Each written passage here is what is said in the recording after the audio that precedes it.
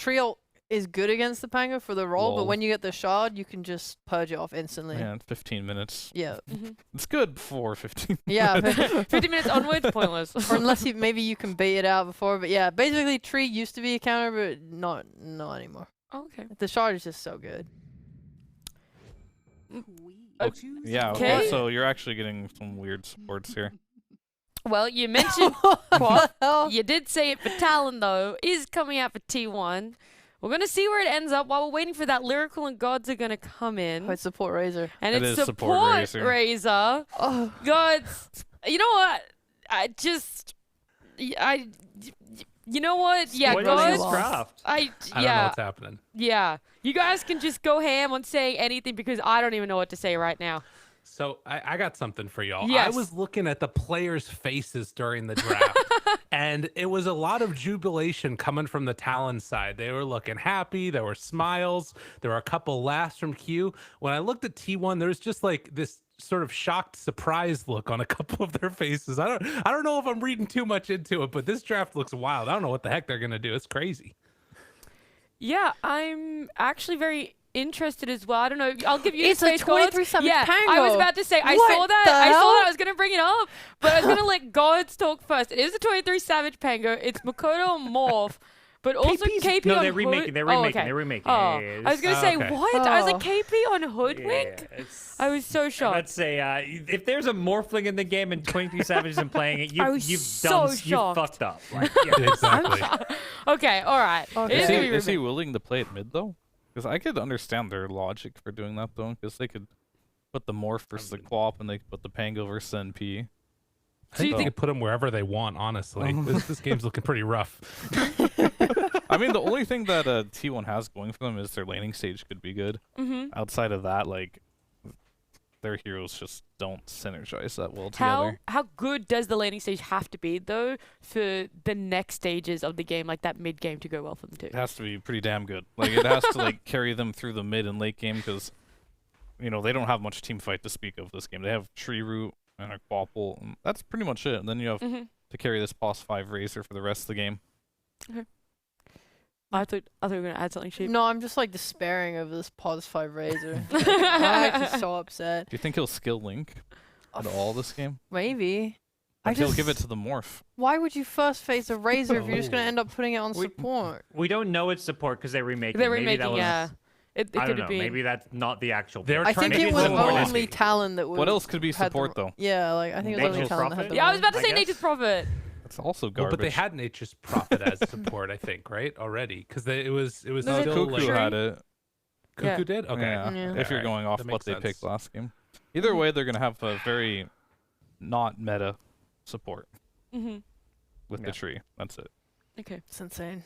Do you think this is a patch where we can experiment a lot more with off-meta support? Everyone has to answer this, by the way. So we're going to go this way. We're going to go Fear's answering it, Sheep's answering it, Circle. then GoDz, and then Lyrical, and then we'll come back and ask another question while we wait My for it first? remake. Oh. Yeah.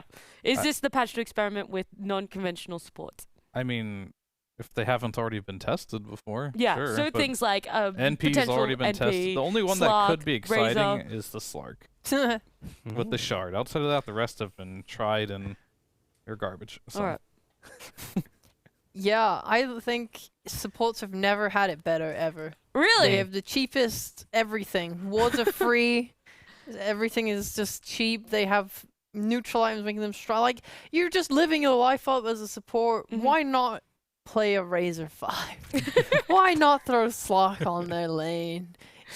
Okay. You know, Yeah. whatever. I mean, that's actually valid. I didn't think about that. And with the salve as well, you don't have to buy. Yeah, you're not buying salves for your cores anymore. You get a little bit extra cash for yourself. Yeah. What do you think, No, GoDz? you buy tangos and a headdress now. Whatever. Live your best life.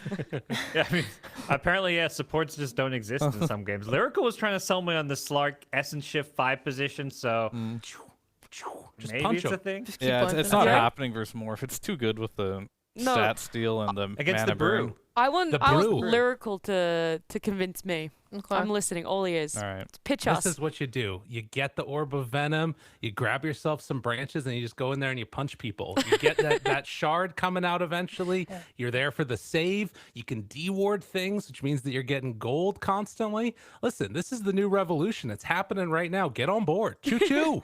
I'm on board. Choo choo. Oh, we're all on board. I did say that it's I like the this only trade. cool and undiscovered 5 so far. So Uh-huh. That's right. I wish we'll get it, but I don't think we will. Then Okay. you realize that you like get blown up and die instantly every fight as a Slark, and you offer nothing outside. Yeah, of and a you're like, root. oh man, I actually need You items. need the to be shard. impactful. The shard is actually team fight presence. Yeah. Does anyone out of us have a hero that they would like to see as POS 5 that didn't necessarily get picked in this draft? Just in general that they would like to see in pro players of POS 5 or 4? That you... Shadow Fiend. No. Ooh. Why? Because you get the raises. I've seen it before. You get the raises, and you raise them down in lane, and you just mango up, and you do it again, and it's so much magic burst. Oh, And Yes. I got a good one. Yes. I got a good one. I played this recently in a pub. It was amazing. Terrorblade support. Oh, it's so good. Let me just tell you. You Yeah. got metamorphosis, zone people in lanes, reflection late game. You got some damage. You sunder for save or for initiation. It's the best. so true. You know what? Whatever you're selling on this train, I'm full on board. I'm 100% on this support train for Lyrical. He could sell me on anything at this point. He's got the sales pitch down. He does. He's got it. The elevator pitch. Ready. It's great. That lobby did get remade, though, so we are going to be jumping into Game 2, seeing where all the lineups are. But Lyrical and GoDz, give us some more information on all the goss as we do jump into it. Thank you so much. Well, gods, I got 2 words for you. Choo choo. We're ready to go. That's right. And it does look like it is going to be the Cuckoo Nature's Prophet. So it is indeed still going to be Whitemon playing Razor position 5. We'll see how that one goes. I'm interested from Fear's point of view of actually skilling up this Link and then giving it over to the Morph. That sounds terrifying. Yeah, so you just go stats and say no static link for you, maybe? I don't know. It's one option. Just use that plasma field to harass in lane and, you know, I guess Storm Surge, you know, some movement speed. It's that sounds like a build. I don't know if it's a good build, but it's a build. Okay. We'll Maybe just watch 1 and point see. in static link, you know, rather than maxing it. You just get 1 or 2 points. Oh, I like this. So that way you get him to go on you, and then he's not transferring into like your carry or something. Well, what do you think about Slark? Because like we've been memeing a lot about the support Slark and things like that. But this is also a hero that 30 at seconds to various battle. times has looked like pretty good in the super late game, but I think he got some like nerfs recently. The duration on Essence Shift got scaled back so it doesn't last as long, and I feel like that might just hurt some of his late game potential as well. Okay. Yeah, I feel like Slark is in this place where it's got to be a good Slark game. And as far as this game goes, it was a good Slark game. They had like no control, nothing to kill. The issue is you don't have a good draft around Slark, and I feel like that's the other, you know, important ingredient.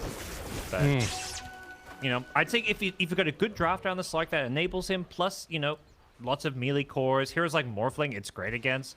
You can just really get all those Essence Shift stack. And you need a good Slark player. And Gabby, they've got that. Gabby plays a lot of Slark, so, you know, I don't think this is all, you know, gloom, despair, and, you know, where it's 2-0. It's not over on the draft. T1 can make this draft. If any team can make it work in SE, I would say it's T1, because they do some funky stuff with some of their drafts. Right, and ready to do some experimentation. We already saw up there on the top side that there was some pretty good harassment laid out by Whitemon on the Razor, and we might see him link up KP and try and pressure him back a bit. And, you know, while we were memeing about the Essence Shift versus Brew in the support capacity, it's still pretty annoying to play against as you're a core playing into this Brewmaster. Can get some good harassment out there. Yep, absolutely. This Brew's, I don't think, going to have a very good lane. Like, 2 heroes that you just don't enjoy playing against. One of them's in a support role, but even support Razor just seems pretty annoying. So, well, we'll see how it goes. One of the heroes also making a return. Queen of Pain in the mid lane. Carl is a bit of a co-op specialist. Oh, what? Hold on. Whitemon. Is he dead? Oh, no, not like this. No, Very he's fire. fine. He's fine. Littering, bro. Okay. South. But, yeah, So- Queen of Pain coming back. What do you think of the Queen of Pain?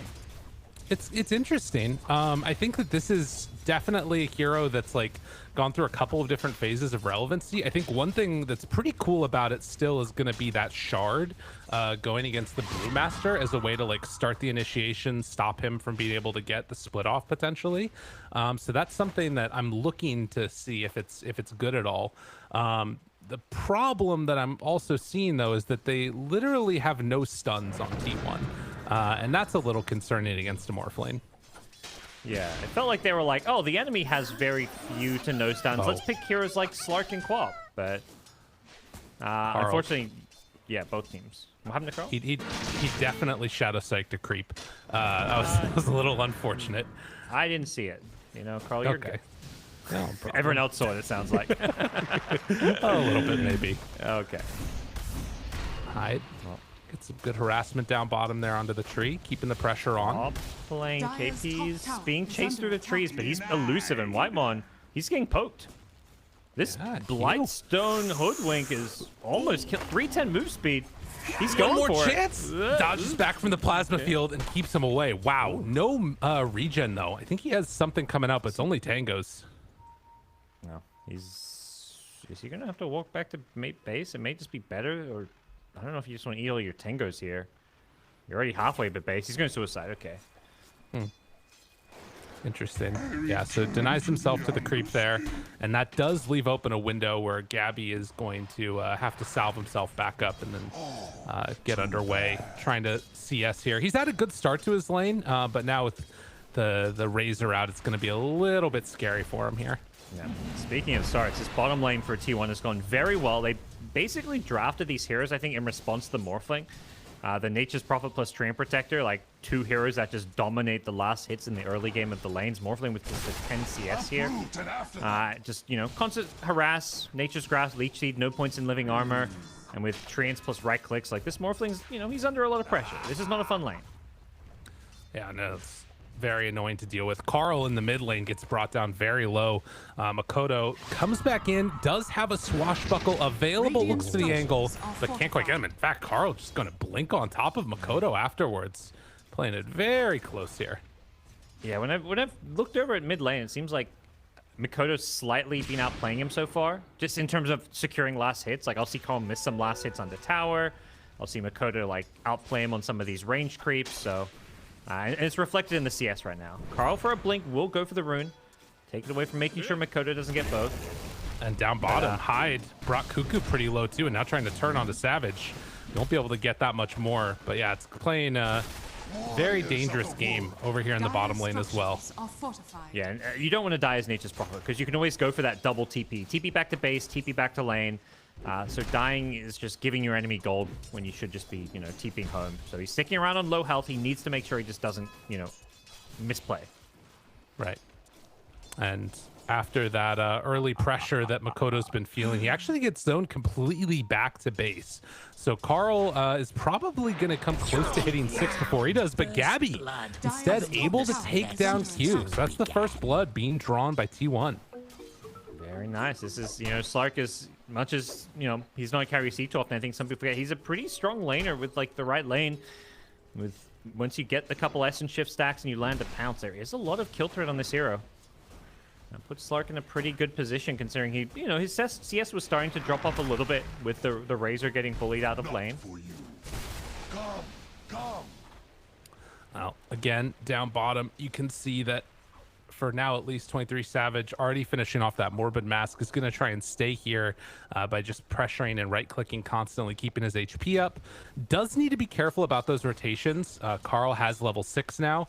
Can make a move if he ends up stepping too far forward, and we've seen Sonic Waves just catch these Morphlings out pretty early on, but roll in towards mid. Makoto trying to find this kill onto Carl. The full swing around, but I think that's going to be the extent of it. And well, they bring in Whitemon even. Going to try and force him back here. Gets the link up and ends up taking the Arcane Rune away. Not bad, not bad. That roll may have just been to try and secure the rune. Like, he's like, okay, let's just clear out this wave and harass him. Whitemon may pay the price for getting the rune, but I actually think supports dying to deny mid laners runes is worth it on this in the current meta. Oh, last hit. Honestly, at worst, it's an even trade. Like, giving mid laners power runes can just be so impactful in the game. So it's just so important, especially if you're just trying to play defensive and farm it up. Like, you want to make sure enemy mids don't get runes. Dire's top tower is under attack. Yeah, it can be a game changer depending on what it is that gets found. Whether that's a haste or DD or something else, can be a really big momentum change. I have a Carl question there. for you. Oh, hold that thought. Go ahead. Yeah. Can they kill him? 23 Savage? Yeah, I mean, he's living for a while. And still trying to turn. Yeah, he's good. He's good to go. Backs away, keeps on punching these treants, getting heals in afterwards. Carl, he's going for the solo kill. He's trying to dodge the Sonic Waves. Oh, but Carl gets him. Kodo ends up getting him down low, and 23 Savage, they come back in even more. Hyde turns, wants to fight, not enough. Whitemon making the move over. He has another plasma field in 2, and 23 Savage will manage to TP out of there, just barely. And yeah, Nature's Prophet rushing the vessel against Morphling. They're basically all just playing and itemizing to not give Morphling a game. Yeah. That's not how that works. Get out? He's trying to get out of there. Barely brings him down. Now the roll up though. Cuckoo trying to dodge. Makoto goes back and forth, and Hyde is there to help clean up. It's a bloodbath. This is a complete opposite the last game. Yeah, it is. This is not what I was expecting either. There's like no stuns, so they're still getting kills regardless. Yeah, the mid laners were trading, kill for kill with Carl getting the better, and then bottom lane is just constant brawling. Yeah, honestly, great patience from Carl mid to hold the Sonic Wave. Because he holds it, he dies because he tanks some extra damage, but he knew that, the Pengu was trying to outplay him and make him miss Sonic Wave, so great patience from Carl. Well, and you can see so far, I mean, they really need this lane to keep on going well, or rather this hero to keep on doing things on the map of Makoto. He is the top net worth in the game right now, while 23 Savage is getting pushed back in the mid by Carl constantly. 3 points up in that dagger is very annoying. And there's a substantial lead for each of these other side lanes over their respective heroes on T1. Cuckoo. Chase. Level 6. Stun is there. Is it enough? Trying to heal him up. Trying to keep him alive. It won't be there. Hyde now backs behind the tower and looks to escape from Zephyr. Zephyr doesn't have any way to break this. Whitemon may run into Makoto here. Chance going for the courier instead. Now looking for the kill. Carl is there. As the Haystrom is going to try and run him down. Sonic Wave. I think this is going to be enough. Makoto in some trouble now. Has the swashbuckle afterwards. Can he dodge it? Looking for the jump. Looks for the dodge. Carl looks for the backline. He's able to fake him out. Makoto gets away. Oh, what a dodge. That was nice. Very nicely done. All right. So my question was, will we see Carl one-shot this Morphling with Sonic Wave?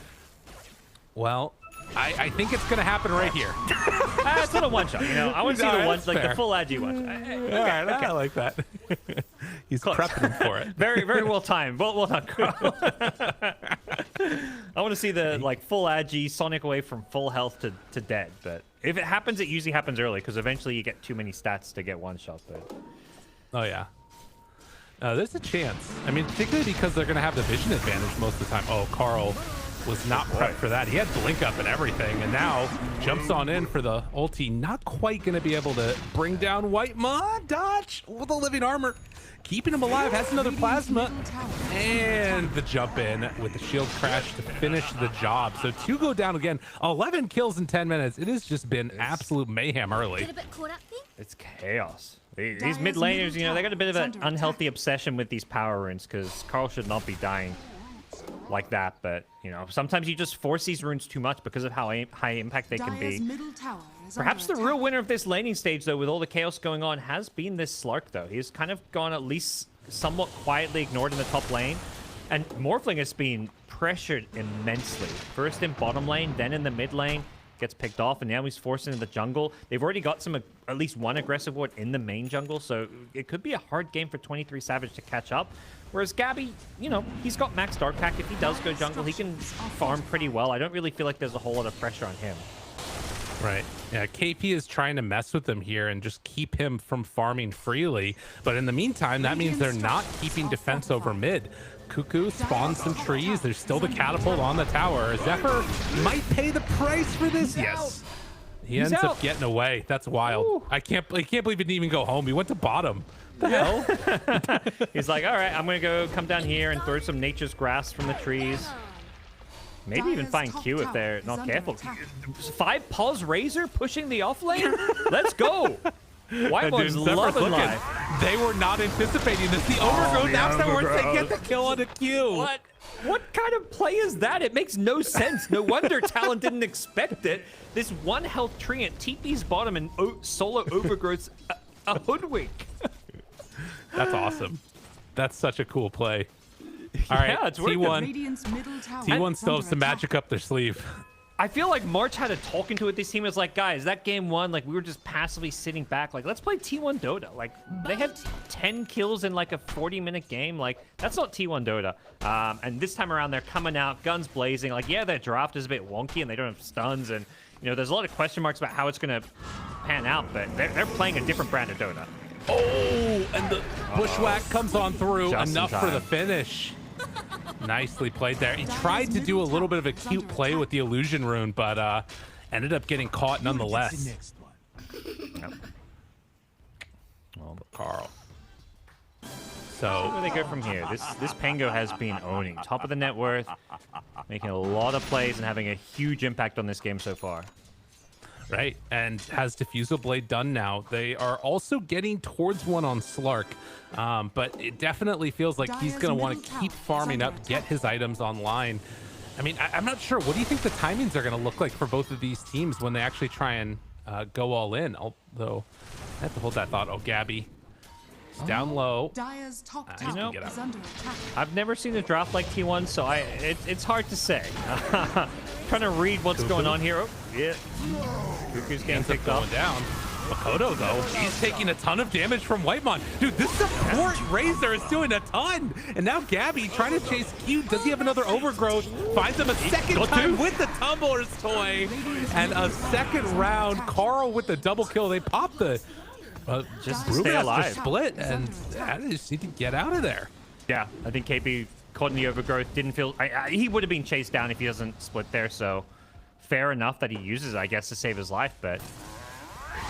honestly, this game is just craziness. Carl had a Midas queued up. When you asked him about timings, I could click Quap, and Quap had a Midas queued up. And I was like, I don't know what their time... If Quap's going Midas, I don't know how to answer that question, but... goes back for an Orchid now. This makes a lot more sense, a lot more standard. You know, this is... they're all going early mid-game items, like Orchid Quap, Razor with the drums, Nature's Prophet with the fast vessel, Diffusal Slark. I think we're going to see Gabby look to fight early rather than farm. Maybe an Aghanim Scepter second for the double leap. They're just all in on constant brawl. And Carl loses his mana. Yeah, that's not good. That's a rough one. Yeah. I mean, this has been historically the problem with Quap, right? You get caught a couple of times in the mid game and suddenly your game feels almost over. So it needs to get into that first item very quickly here and make some stuff happen. Raimon gets caught doing some warding maybe. Also blocking off these camps. 23 Savage has the damage drain and now is going to eventually get killed off. So 23 Savage, good chunk of pressure back that direction. So it is level 2 stack. I was curious if he was going to leave it level 1. He had a 4-1-1 build, and I legit thought he may just leave Static Link level 1 against the Morph, but he does go back for a second point. Carl. Oh, Carl. What have you done? This is not good. As a blink away. Makoto looking for the chase, not going to get him. Level 3 blink to escape. He really needs that 4th point to get that 6-second cooldown, I feel like. A good kill on to hide, though. Yeah, Gabby's online. He's getting active. He was coming in, making that move, and now he's rotating behind mid with it nighttime. This is where Slark can really shine with that vision advantage. Does show on the creep wave, though, so he's going to clear out this one and then likely get some pressure onto the tower. Bruce splits back up again in 3 seconds if they want to go for this here. And no good way to stop it coming off, but they're going to just take the tower. Structures are fortified. Q tried to deny it, but the glyph was there, so is under attack. looks like it should be an easy pickup for T1. Radiant's middle tower has fallen. All right, well, tier 1 towers taken across the map. Gabby is going to go down bottom, clean up this creep wave. And again, waiting for that timing of the Orchid finish for the Queen of Pain. They have a Vessel charges, very notably now for Cuckoo, so he can maybe make a move onto 23 Savage if he shows himself anywhere.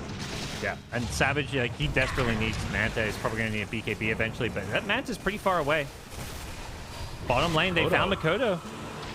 I don't know exactly what happened there for him, but they find him afterwards. Orchid right on top. Mana. Gabby jumps in, able to connect for the finish. Great find in the trees there. They're instantly going to TP back to heal and look to maybe take another fight here.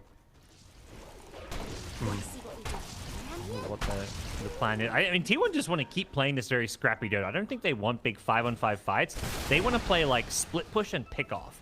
And it's all up to the Penguin's like the one here that deals well with split push. But the problem is, like, now with this Orchid up, if you're trying to deal with split push with just 1 or 2 heroes, you're going to get picked off. Ooh, Carl caught sight of Q there for a moment, but wasn't able to get the Orchid blink off. He can't really blink it aggressively, otherwise he may just feed. Yeah. Especially when you're going in a little blind. But this time around, Treant can initiate. And he's right there on top of him, gets the split off in time. Now the lift up onto Carl, trying to bring in more. Zephyr in some trouble. The big ol' ulti dropping down from Dawnbreaker afterwards. They get the blink out by Carl. Round 2 now. Orchid onto Cuckoo, but another lift up. Nice KP is doing so much right now. Cuckoo turns, KP trying to get out of there. Low on mana, and with Gabby showing up, this should be enough to bring down the Brew, but he gets it off again. Round 2 with the Aghanims, and now Makoto comes in, has the roll. They take down 2. Back to back, Gabby got lifted again. Dude, KP is doing so much on this Brewmaster. Another lift up after the Dark Pact, and Carl comes in, wants to blow 23 Savage. It's almost enough. Can they kill him off? No, he got the shift over before the Orchid. That is way too much. Yep, and lots of AoE damage to go through the Shadow Dance as well. Using the Dawn as well as the clap from the Brewmaster. And wow, what a team. I mean, just that is, I mean, you talk about timings. Brewmaster Ags is one of the best timings there is. Having double ulti, he also had the level 12, so the second point in Primal Split. It was just such a big power spike for Talon's game, and T1 were the ones that forced that fight onto the Brew part of the map. Like, they just came in thinking, you know, they're all in the early mid game. Kodo, TP out. And no way to bring him down. Yeah. Lack of stuns. The Brewmaster, we're seeing how much he just gets done with like the double lift up that happened in that fight, and I mean, I don't know. These heroes need BKBs, but they're not going to get them anytime soon. Silence there on the Dawnbreaker, and I guess that is one benefit. You know, you just fight when he doesn't have Primal Split back up. Oh, and T1's draft has like 0 cooldowns. Like Nature's Prophet is a go hero, 5 Razor. Like, Slark has not really got cooldowns to worry about. Quap, yeah, you've got an ultimate, but even without it, you can have a lot of impact, so... I like this. Honestly, T1, they're keeping it even, and at some point, I do feel like Slark becomes the ultimate late-game carry. 23 Savage. He got the switch over, blinks out afterwards. Makoto tries to go for the roll, root afterwards, then he takes it off. Not bad, not bad. Carl jumps, trying to take down KP. Jumps away though the Orchid, and then has the ulti available. They got to get out. T1, they're in too deep. Cuckoo's going to get caught. Whitemon tries to go in to snipe him with it, but it wasn't enough. And now 23 Savage still surviving through all of this. KP on a killing spree. MVP by far right now. This man is too freaking good. 3 dead. Yeah. They just bit off a bit more than they can chew there. They're like, you know, they kept trying to force these fights with Brewmaster split down, but at some point it just comes back up, and KP, they tried to go on him there, but he managed to get out just barely back to safety with the help. I think it was the, Q's 4 stuff on Hoodwink. And then T1 are just, once you commit to a fight, if you're T1, they don't have the best disengage. Here's like, you know, Razor, Nature's Prophet. They don't have that kind of mobility that gets them easily out of a fight. Only maybe the Quap and the Slark have that luxury. So, T1, pay the price. What I guess feels so strange to me about this game, though, is that it's still remaining incredibly close. Talon keep on winning these fights. And in spite of that, T1 are still keeping it pretty freaking close in farm. Granted, that is with the Nature's Prophet, but still, a little bit wild. I mean, it's very utility-oriented in Nature's Prophet. It's not like he's going too greedy. I think recognizing you've got Quap Slark on your team. And the big thing is, I do feel like, yeah, this Slark is very unanswered this game. Obviously, he still needs his teammates to have an impact. He's not just going to be able to start out 1v5 fights. And I think Slark, until he really builds up essence shifts, Sax isn't, you know, he's not a true carry in a fight. So you need that long, drawn-out fight. So you have to find a way to keep the rest of your team alive in order to really enable your Slark. Radiant's bottom tower Now, is under And attack. get there. He's been working on this for a while now, both Aghanim Scepter and Aghanim Shard. He's just about got the Scepter done as pressure continues to mount down bottom. Catapult eventually going to get taken out, but it gives him more maneuverability in these fights. Dire's top tower is Yeah, the under Shard attack. is a interesting one because, you know, you're a carry, but it's a very kind of team-oriented pickup. But I think he recognized, like I mentioned, like he needs his teammates to stay alive, and if they get jumped on and controlled, it's a good way to kind of temporarily bail them out. Right. And a second, you know, ulti for himself, basically, too, if he needs it for that. So Smoke going with 4, ready to fight. There Brew split, they only have 1. That might be enough. Hoodwink. Break Smoke. Q did not quite realize it, and they will find the Hoodwink. Comes on in. Couple quick punches. Dying? Yes. And even that they got to work for. Can they go into Roshan? It's just a Hoodwink kill. I don't think that's an option when you're against Brewmaster. We'll see With Pango, too. how T1 feel about it. Their draft, like, they can rush. It's just not particularly fast. So I think they're going to have to play a bit of more of the farming game. Again, I think their lineup excels at split push and kind of pick off and catch.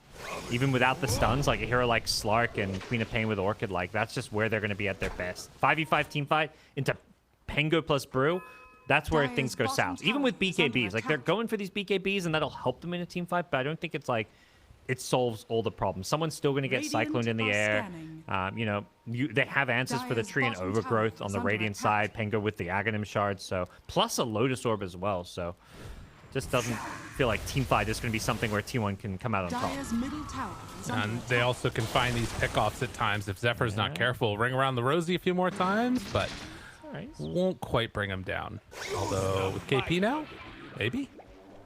I mean, he has 2 splits if you want to use it. Doesn't go for it.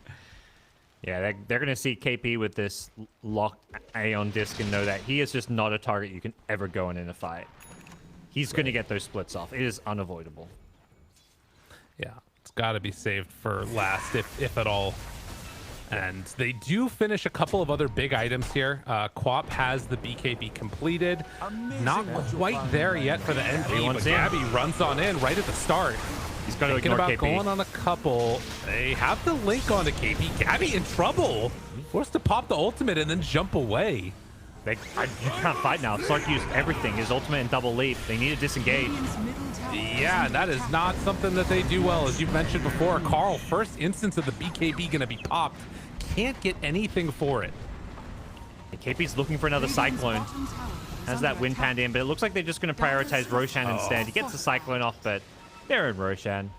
Daring T1 to challenge them now. They can maybe scout him out with some treants or something, but Shadow Dance is coming back up in 25. Radiant's bottom Can they get in tower here? Caught. Waveform. 23 Savage was forward. Yeah. They weren't able to deward this yet. Yeah, and they come on in now, and Hyde's taking off that sentry ward. So they're going to have the vision advantage in spite of these trees just in the pit with them. Moves on forward. Gabby tries to take it out. Will manage to get the jump away afterwards. That's big. Getting the ward and getting out. It's just keeping them out of the Roshan pit. Another split. Zephyr. Downtown, they find him, they kill him. 35 seconds with no tree. Lift up now onto Razor. And still, Roche has not taken that much damage, so there's still a delay in this. The big problem is they And- need this Quap BKB, though, to really team fight. At least that's what it feels like to me.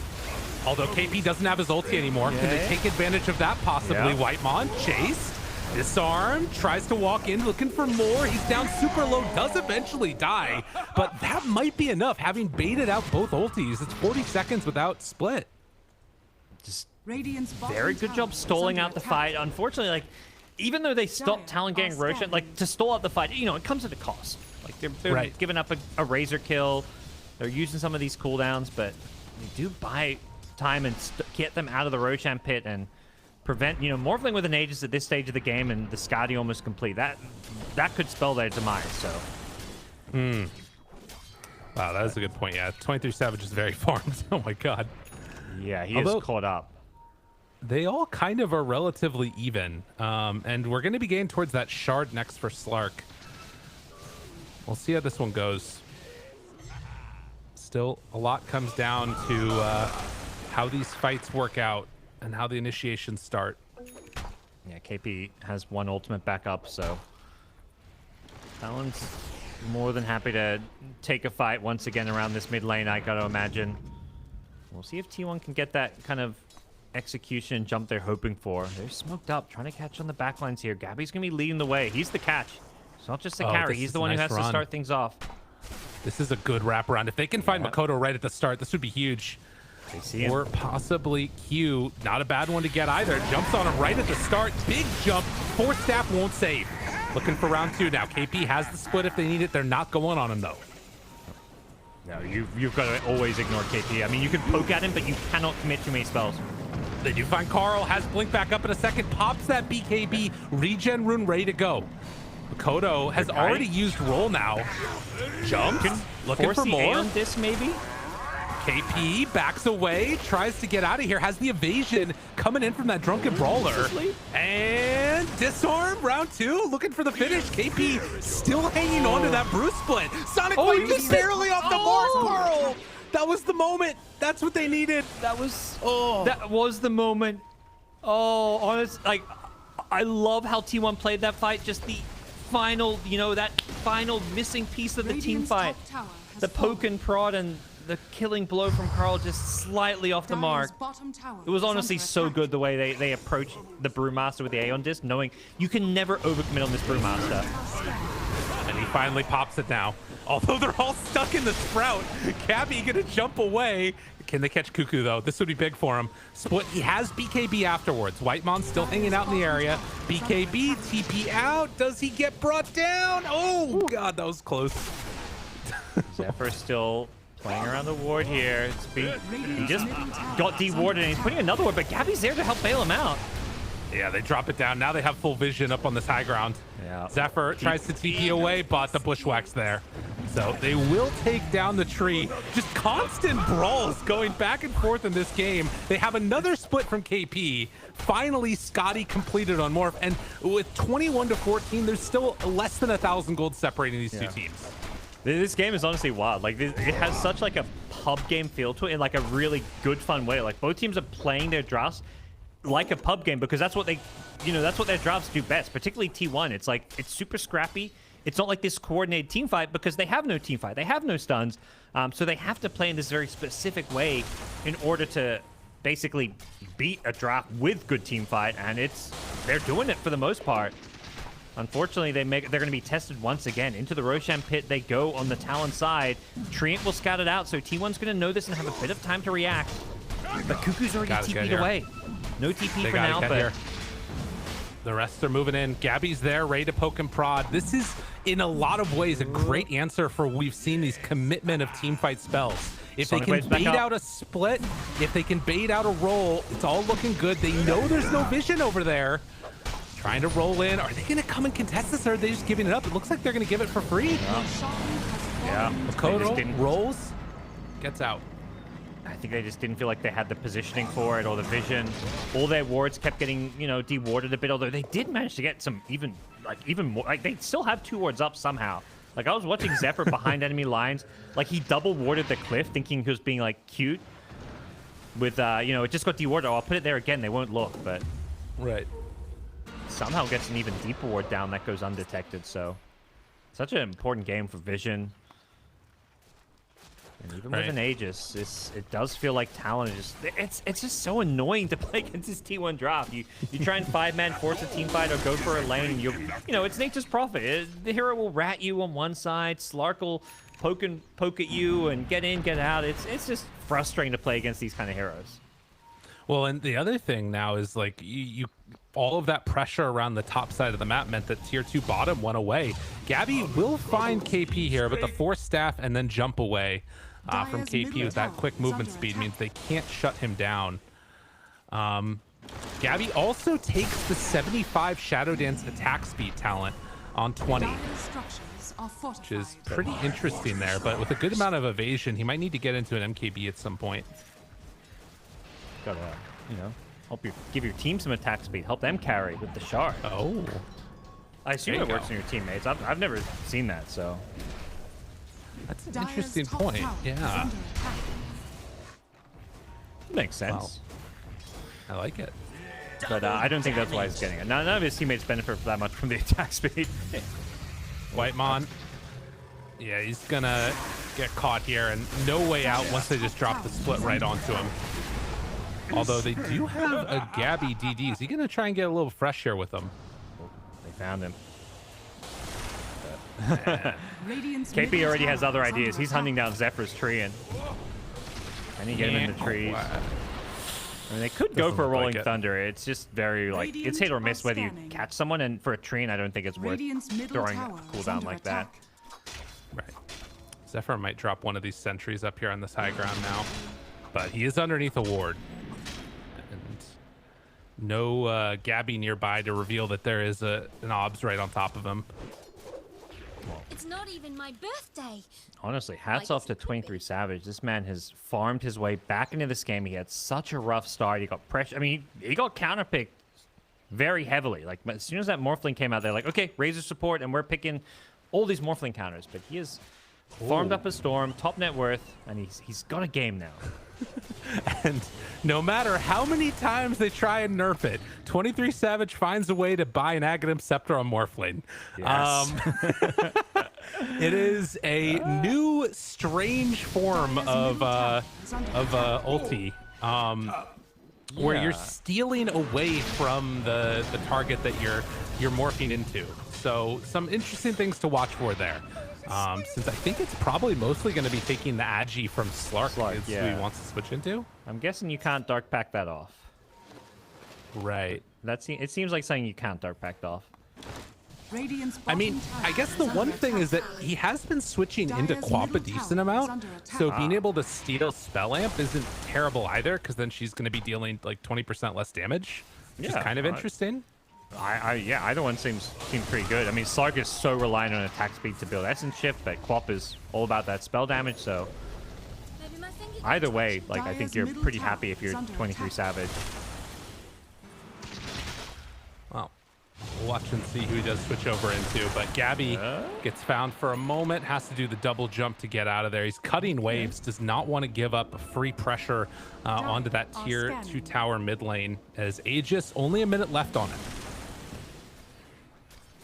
Yeah, I'm not sure they're going to be able to do any more than maybe get a tier 2 tower out of this, and even that, they've taken only 2 towers this game. I mean, they're playing against Stream Dire's Protector, middle but tower is under it's just attack. been a game where T1 has made it really difficult with all the wave cutting and shenanigans going on to ever really group up and take towers. Like, it feels like to the extent they've grouped up, it was just to secure that Roche. They'll finally get this tier 2 mid tower, it looks like, but they're being ratted constantly. Radiant's Every single bottom time tower is if you under group up attack. for a lane, there's going to be Dire's split push middle happening in 2 other tower lanes. has fallen. And a fight going on off to the side. Whitemon found again. Does get the link off, and Makoto, a little bit of a mix-up there. Underneath the Depth Shroud. Stays alive for a moment, but only a moment. Talon do eventually shut him down. I feel like that was Gabby just like, here, let me show you what I can do. Because, yeah, it's not going to save the Razor, but it was definitely, he's just testing it out. He's like, okay, we can use this later. Exactly. He's trying to get into a Scotty, too, which will be another nice answer for the morph. Yeah. I feel like at some point he may need some, like, way to deal with evasion, maybe. I'm not sure. Yeah. Definitely Yeah, against, like, MKB. the Drunken Brawler and stuff. Jump forward, Hex as well as Orchid, and Sonic Wave to finish it off. And Carl in pretty deep KP. Doesn't want to do any split action, though, to try and bring him down. But that is, I think, the reveal of the Hex by the Quap. And this is Carl's Quap, late game Quap. We're about to see level 25 hit. Honestly, as far as Queen of Pain goes in the SCA region, I think he's perhaps got the best Queen of Pain. It was something he would bust out all the time, like around TI and leading up to TI when Quap was like the top meta mid. He's not had the most flawless of games so far, especially early on. A few kind of shaky deaths against the Pangolier, but and the Midsonic wave that we saw recently, but definitely in a position where he can impact the late game in a huge way. Right. And they do also have, looks like the Bloodthorn coming out from him. So another way to deal with some of that extra evasion stuff. Although the Hex, he's maybe in some Waiting trouble for on the aim KP. Orchid, but double force. Very hard to stay on target. KP, he's going to be fine. Yeah, they just have to back out. Savage switches into the Slark and now ready to jump around. They're still ratting bottom. They're going to get a tier 3. Yeah, that is really good. They're keeping him on it. Waveform in. Savage looks to chase, wants to bring him down. BKB, but the overgrowth is there right at the start. And 23 Savage is the other part we didn't talk about. He has the long range pounce to try and chase them down afterwards. But Whitemon under control. Q there for the bushwhack afterwards. And eventually they will kill off the support Razor. So all of that said, it ends up only being one killed off as Zephyr, I think, escapes from this. Maybe not. He jumps back into the side and they'll find him. He realizes there's a ward there. Yeah, it's the tree ward. He pings it afterwards. He's like, oh, okay, there's vision here. But yeah, 2 supports. You get a tier 3 tower. You know, they're still farming. Ultimately, I think, you know, for Talon, it's like, it's not a win. That's for sure. It's one of those fights where neither team really comes out on top. I think for T1, you're just feeling pretty good that you frustrate them with some split push. You disengage, only losing your supports who, you know, their lives don't matter too much at this stage. At least when you're fighting on the enemy side of the map. Because usually if you're on your side of the map, Talon are like, okay, we killed 2 supports. Let's go, you know, take these towers. But there's no towers to take. Yeah, and they now are just going to try and push in all the waves again, and it's immediately bottom lane pressured out. There's creeps that are hitting their racks. Granted, backdoor protection means it's not a huge issue, but once the rest of the creep wave catches back up, they're going to have to come and deal with this again. Yeah. Makoto knew this was coming. He's had boots of travel for some time. I think they probably looked at T1's draft and were like, yeah, this is going to be a split push game. Let's get some boots of travel. They've been using Dawnbreaker very effectively too, where she'll defend a lane and you've always got Solar Garden to come on in. With an Ag Scepter plus a Shard queued up, Hyde is getting pretty damn farmed himself. Right. Yeah, the evasion is already very annoying. They have one way to deal with it, which is the Bloodthorn at the moment. But obviously a couple of different dispels across the lane, across the game rather, and the big one being that Aeon Disc for KP. So it's going to be unlikely they can get a free Orchid kill on him unless there's some really fancy stuff going on. But we'll watch and see where they go next. Whitemon, in the meantime, he finished off a Wraith Pact, so more ways to mitigate damage on top of just the Bloodthorn. Carl? They're thinking about going on him up here. And it looks like they're going to just keep the pressure on. This tier 2 tower is still standing, though. I don't think they're going to be able to get a free take here. No. Carl is not someone you can easily go on. I mean, Timeless Relic, more spell damage for him. He's a pretty happy camper, and they end up getting the ranged racks. I mean, this is not a game. It's more just annoying because someone has to constantly defend. And the range racks don't heal. And then when someone defends, you take a fight elsewhere on the map. This is the game plan. Split them up.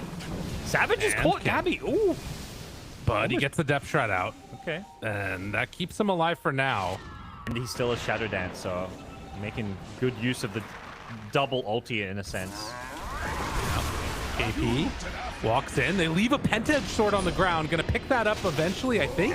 Maybe not. It's just on the ground. 23 Savage runs in. They find him broken and backing up, looking for more. Whitemon gets out barely. No, he's not going to. I think that should just about do it here. KP still looking for another rundown, and they find Cuckoo able to catch and kill that in. So no more split push coming out.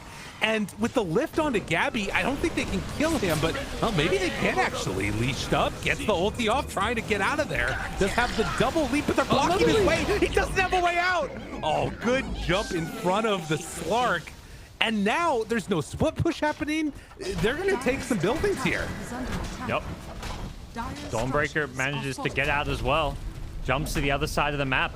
Quap thought she had the kill on the Dawnbreaker with the Hex, but Dawn had already jumped out of there, so T1 may just go high ground here. Slark has a buyback, Nature's Prophet doesn't. Dire's top They're going to tower start poking is here. under 23 attack. Savage. What a great team fight from him. Using that Slark form, getting the double leash on his Slark, and using his own poison against him.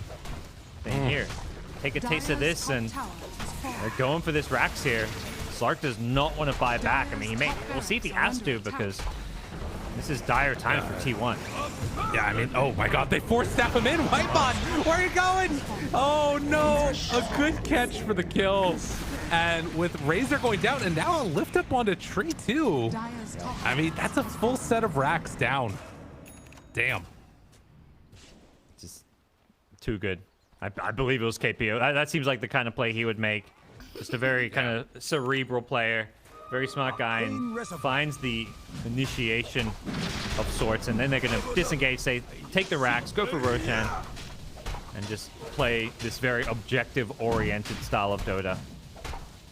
It is dropping pretty quickly. They're going to get the Treants in, but I think it's going to come a little bit too late, unless there's some really lucky bashes, but it doesn't look like it's going to end up mattering.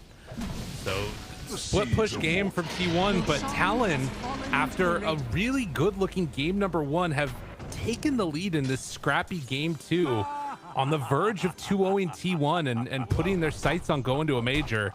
This would be a huge victory for them, long in the waiting. Oh, this would really set them up for success. In T1, they already lost to RSG. They still have to play Fnatic and Boom. A loss here could mean T1. I mean, they still have a chance to go to the major. Those are teams they beat before, but it really puts them in a must-win situation. So this series matters so much for both teams. This is one of those series. I mean, there's 5 teams in the kind of top of the SEA region. 5 teams with only 1 loss, and whoever loses this is getting their 2nd loss, and is going to be put to their back against the wall in terms of making it to the major. Well, the smoke up now, everybody except for Dawnbreaker trying to find a target to jump onto. They will be able to dodge the fight on T1 for the moment. Savage shows on the creep wave, and Zephyr in the meantime is just going to hang out over here, ready to cut waves constantly. Dire's bottom tower has fallen. Gabby backs away, was underneath vision for a moment there. Makoto comes on in. Are they going to go on him? Disarmed, has the roll. They force the double jump, and Radiant's Slark bottom is out. barracks are under attack. But the constant annoyance down bottom. Yeah, and with the level 25 Talon, Pengo can make this play because, 25-second cooldown. Throwing a Rolling Thunder it's not like earlier on in the game where when Rolling Thunder was down or baited out, it was like, oh, nice play from T1. They can maybe, do something now or contest Roshan, but basically it's almost full uptime. Should note, Hyde right now sitting on 220 last hits on the position 4 Dawnbreaker. Not bad. Solid. It's a fun game to play Dawnbreaker against split pushes. Suddenly, it's your job to deal with the split push. I mean, probably half of those are Treants, but right. He's loving life because he's the guy that gets to stop split push from happening. Well, meanwhile, they jump up onto high ground, force out the Aeon Disc. But the split comes, KP ready to lift one, decides to pick up the NP. He has BKB when he comes back down. Makoto gets a good catch there, but BKB afterwards. Carl now turns onto 23 Savage, trying to bring him down, reduce the damage with the Bloodthorn, but it won't matter. They have no real counter to this. I mean, he's still got 2 minutes left on the Aegis. Yeah, they're trying to take the Aegis like for free, like just using like a Bloodthorn or something. They don't want to commit any, like a Shadow Dance or an Overgrowth for it. Alternatively, they just want to stall it out. So they keep their tier 3 tower alive. They've got Living Armor to continue to heal it up as well. And that Aegis timer is getting, lower and lower. It's still around 2 minutes, so I imagine Talon are going to have another go or two. They've just got the one Primal Split for a little bit longer, but that should be enough maybe to get the job done. Oh, keeping control for the moment. Cuckoo's there, jump in from Carl. Has the Hex. Do they have enough, though? Good bushwhack. Gabby down so low already. Rooted. Do they have the damage? No. Carl already dead for 100 seconds. No buyback. Gabby has to do it all alone. There's no way that's going to work.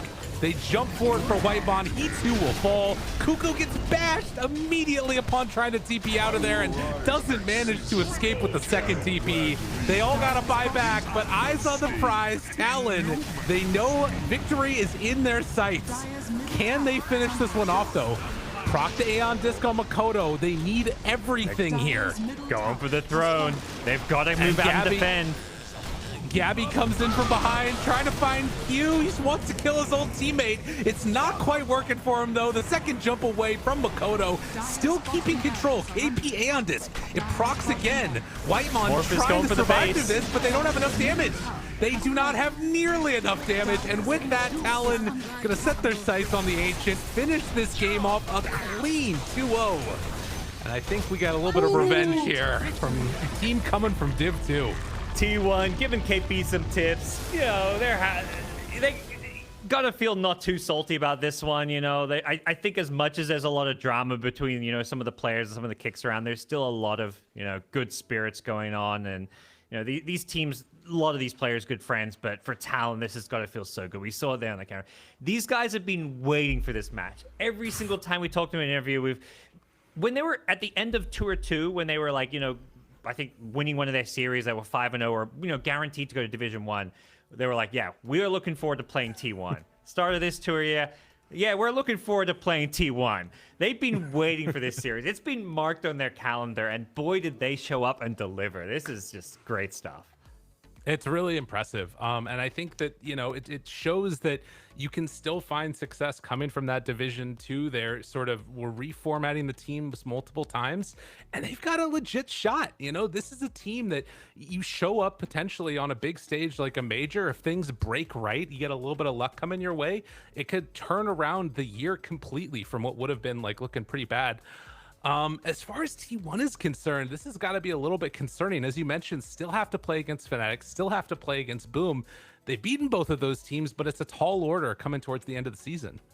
Yeah, and I think just the way this series went, like the draft ended up, like this Game 2 draft especially, ended up in a very bizarre place. I think some of the individual play wasn't maybe as sharp as it used to be. I think Carl's been very hit or miss. I just think, you know, things aren't clicking right now with T1, so they've got to figure out ways to fix it, and then they've got to figure out how to take down Boom as well as Fnatic probably. Not just one, but I think they probably have to beat both those teams if they want to still make it to the major. Well, a lot of soul searching to come for T1 and a lot of just jubilation for Talon as they managed to take the series 2-0, setting their sights on victory. We'll hopefully hear from those players in just a little bit. For now, we're going to go a quick break, and when we get back, the panel is going to talk to them as well as break down all the action. See you then. Talon said it in their pre-game interview. They wanted this to be a 2-0, and lucky for them, it is a 2-0 in their favor for this series up against T1. And this Game 2, I'm just going to say it off the bat, KP Brewmaster, oh my goodness. I don't know how it went untouched Game 1, and now in Game 2, T1 were willing to let it go all the way through. Talon pick it up for themselves, and it did a lot for these team fights, Sheep. Yeah, I mean...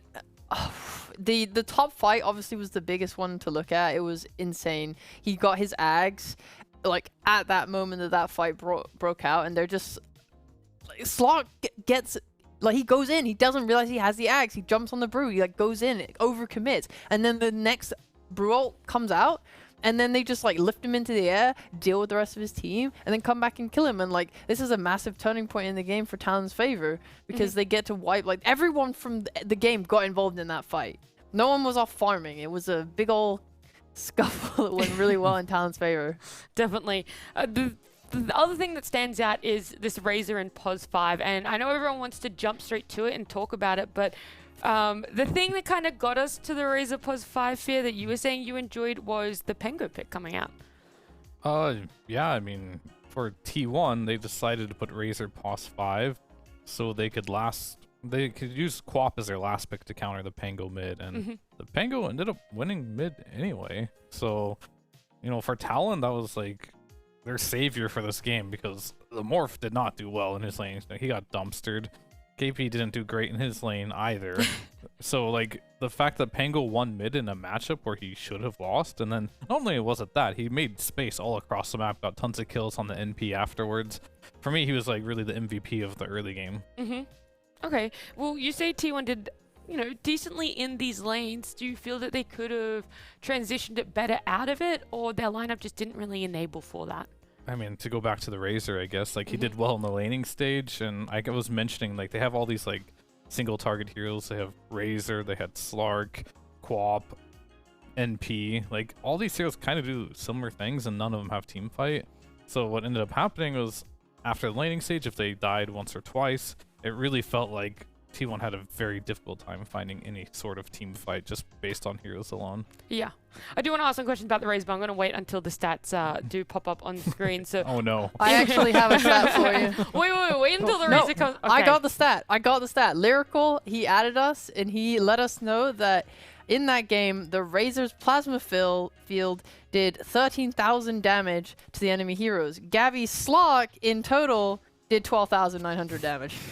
Impact. So the But how many Razors- times did Razor have to die to do that 13,000 damage? Yeah. How much damage did he take? Well, like, we can have a look. Ooh, 15 deaths on Whiteman. That is really rough. So even though he had the damage output, it wasn't the best game for him on the Razor +5. I mean, that's like classic Slark though too. It's like you don't die, you don't do any damage, you just are running away the whole game, Yeah. doing nothing. I do have another question though. Well, something to talk about quickly is the Slark, right? Something that we're not really seeing very often. So even though we got this unconventional Razor +5, and I know a lot of focus is on that, I want to have a little bit of a rundown for that Slark impact too. Yeah, I mean, Talon's actually like the team that played the Slark first in this tour in C, I think. So it's quite funny to see T1 pick it up against them. Yeah. I wasn't a huge fan. It just felt like he was super high up in net worth. I think he was like at the top of the charts. But then I already talked about that top fight. Like that was his arrival into the game. Like I'm going to fight, and he instantly just kind of like gets put up in the air and then like dies. It felt like it was really hard for him to ever just really get into these team fights.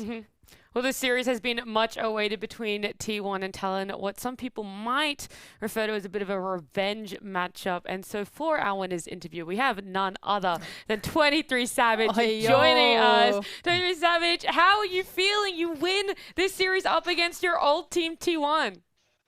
Feel pretty good. Kind of feel like a redemption for like past 2 months.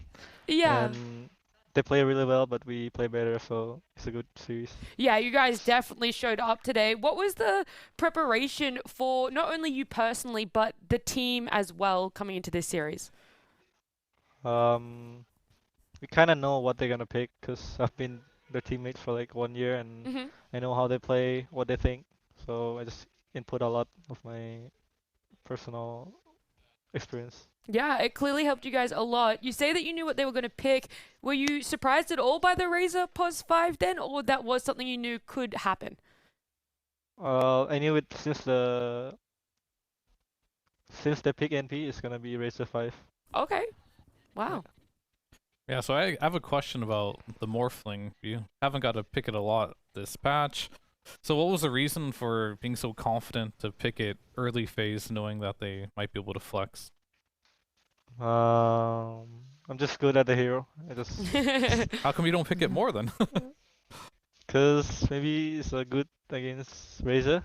Oh, okay. You just need to see Yeah, one yeah. thing. Yeah. Okay. Leading up to this match, obviously you still have like friends on T1 and like Whitemon and stuff. Do you talk to them a lot about this upcoming match? Like just how you guys feel about it? Or like do you make jokes and stuff? I talked a lot with Whiteman, and we are still a good friend to each other. Yeah, we still keep contact a lot. That's great to hear. And last question, you guys have SMG and RSG left to face off. Is there one of the teams that you're worried to go up against, or that you think will be a tougher competition for you? I think RSG is pretty strong. The way they play is like unique, and they cannot be predicted. So we're gonna watch out for them. Well, I'm looking forward to that matchup when it does happen. Thank you so much, 23 Savage, you. and congratulations Bye-bye. again. Thank you. See ya. Had a cheeky smile on his face there. It is always one of those things that you have friends on the other team, but it's nice to win up against your old teammates. Yeah, for sure. I mean, good for him. They like, I think everyone was kind of hoping for like a 2-1 scenario just to get like the maximum amount of like gameplay out of it. Of course. But like, you cannot be like upset here, as especially if you're a Talon fan. Like this was a 2-0. This felt really good. They're looking like the second strongest team in C potentially. Just behind Fnatic. I mean, this is what I wanted to see as well. Like after their, I would say devastating loss to Fnatic, I wanted to see them like bounce back and not just like fall over, and they did that. They did it really well. In fact, we'll have a look at the standings so you guys know where they are, just how well they are doing. And it does put them right there in second spot right now. Well, actually tied for first. So they are just as much in the running right now to potentially be going to the major. This win over T1, not only for them personally was great, but for their standings, absolutely fantastic. So RSG Talon doing really well up there. Fnatic, boom. T1 now having a 50-50 scoreline out of the 4 series they've played. SMG and GXC and then Polaris. So a lot of teams potentially where people might not expect them to be. I know not all the series played are even, but I am actually quite surprised with where this ladder is sitting right now. Yeah, RSG Talon haven't played yet, right? I want to see that. They have not. That's what he was saying, that they're... yeah, I definitely am most looking forward to that now, because that like solidifies for me who's like second, third. I don't know how Boom's gonna end up doing, but I think Fnatic will probably just sit at the top. Okay. Interesting. I know you made bold predictions 2 weeks ago, Fear, about it, but do you want to maybe change where you think the top 3 are going to be sitting now that you've seen Talon T1 face off? Well, the top 4 are pretty much secured for me. I don't think T1's going to be in there. I think they're going to sit right in the 6th spot with SMG. Boom is definitely a wild card. They're a really good team. Fnatic looks super good, but you know there could be some upsets coming up here between between like RSG, Talon, Boom, and I'm missing one team, but like what's the last team I was missing? RSG, Talon, Fnatic, and Boom. Yeah, those Fnatic. But between Why those do you four, always pick a Fnatic? Poor Fnatic. Poor Fnatic. They're undefeated. between those 4, it's like really hard to say which of those are going to make it. It's going to be really close. It is going to be really close, and there is potential for more upsets in C, but it won't be happening today as the Southeast Asia action has concluded. Don't go too far, though, because after a bit of a break, we will be back with Eastern Europe.